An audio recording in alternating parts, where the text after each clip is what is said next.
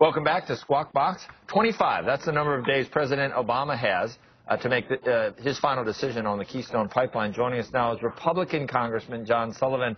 He serves on the House Energy and Commerce Committee. Congressman, earlier on we had Jared Bernstein on, who was the Vice President's chief economist. I don't know if he knows anything, although I wouldn't be surprised if he did.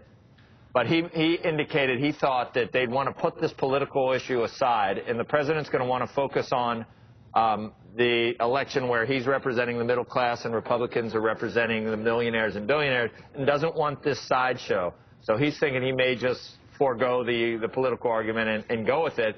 But our guest host today, the senator, says that isn't necessarily the consensus thinking right now. What do you think the president's going to do? Well, I think the president wants to punt this. He's had 3 years to make a decision on this, and he's failed to. I mean, this is a very important issue, and this is not a political issue. This is about jobs and the economy. Can he punt it, Congressman? He can punt it, yes. He's holding the key right now to open this up for us. He's delayed and drug his feet.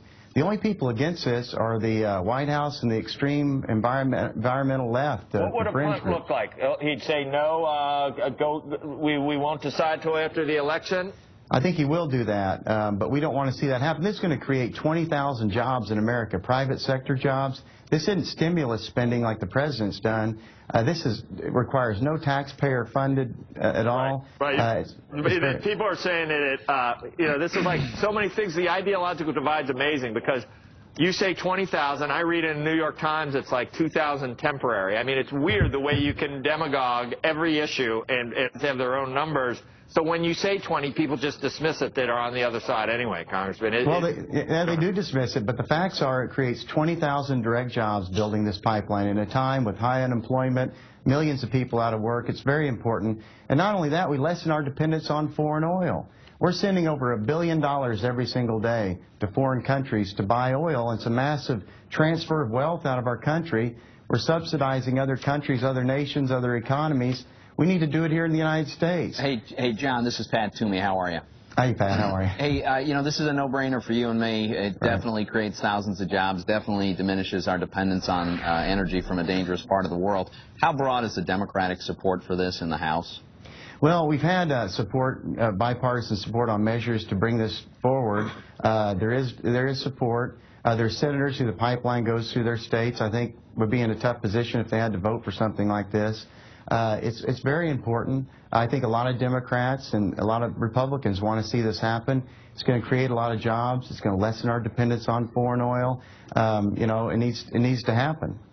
Yeah, I think we've got to grow bipartisan votes in both chambers to put the pressure on the administration to do this and get this done. Well, I think that certainly helps, Pat. I mean, in the Senate, we can get support over there, I think. I think in the House, we have support. We've had over 50 or so Democrats vote for bills regarding the Keystone pipeline. I think we can get more. And, we've shown that bipartisan support in the House to the president, and he still hasn't done anything. Are you here, Andrew? I am. Andrew, we had Jared on. I kind of miss you being out there, but you look good in your day. But we had Jared Bernstein on, and his take was that the president was going to not going to want to argue about this and was going to say, let's do it. I was kind of kidding. I said that the president will tack to the center here till he gets reelected. Then he'll have Lisa Jackson out for gas completely at the EPA. Afterwards. Yeah, afterwards, and then not have to worry about it. Or regulate it some more. I feel like I've called around in Washington, and I actually think Jared's not that far out there. I think there's a chance that he could try to tack to the center and do something like that. It's kind of a faux tacking to the center. But I mean, do you believe that last week's decision to consolidate some of those departments was that a faux? What you would describe as a faux tack to the center? Yeah. For someone who's expanded the size of government with two new logarithmically, and then to say, oh, maybe we'll put the one decent agency is the trade representative. Right. That's the one that we actually could use, and he's going to move that into the other, and that's somehow. Now I'm limiting the size of government. You didn't laugh when you read that, Andrew. Did you take it seriously? Come on. I actually gave him some credit. Did Jane Fonda take it seriously? I thought that he was listening. I think he was listening, frankly, to some of the conversations we have on Squawk about this very issue. When you talked to Jane Fonda about it, and I know you guys had a meeting of the minds, but when you talked to her, what? Absolutely. She's just off camera, by the way, so if you want to talk to her She's directly. your other wingman. You got Brad on one hand, you got... She's burning an ExxonMobil flag right off the camera. So Congress, what about it, Congress? I mean, okay, if it gives the president an opportunity to tack to the center, Congressman, is that you just want it done? You don't care whether it's political or not? I want it done. I think this president right now is going to say and do anything to get elected to another term. He's never been for consolidating government or streamlining the process or anything like that. But just hold on a second. If he approves the pipeline and gives it the go-ahead, we're not going to wait. That's not something he can take back, right? I mean, no. And by the way, help me out here. Listen, I think if the president decides he's going to move to the center and try to get some things done, I don't care what his motivation is. I want to get it done. Let's get the pipeline done. Let's get some deregulation. I mean, there's stuff you can say, Joe. Whatever he's willing to do, I want to take. You can say stuff. It's your first term, isn't it? Yeah, all right. Well, if it's an actual action, then I think it's not faux, right? I mean, unless I'm missing something, Joe. If he says, I am going to, in the future do X, that's a different thing from approving the pipeline, getting it going. The agreement on the extension of the Bush Texas was not faux, but it was totally politically motivated and expedient. And he gave away some to his base, knew that they were going to get mad, so he figured out. And he may concede, and his base won't be happy about this, but he'll gain more on the other side from doing never mind the motivation. Let's take the policy if we can. Let's get the pipeline built and bring all that energy into the United States. I think that makes a lot of sense. And maybe we have to tie it. Joe.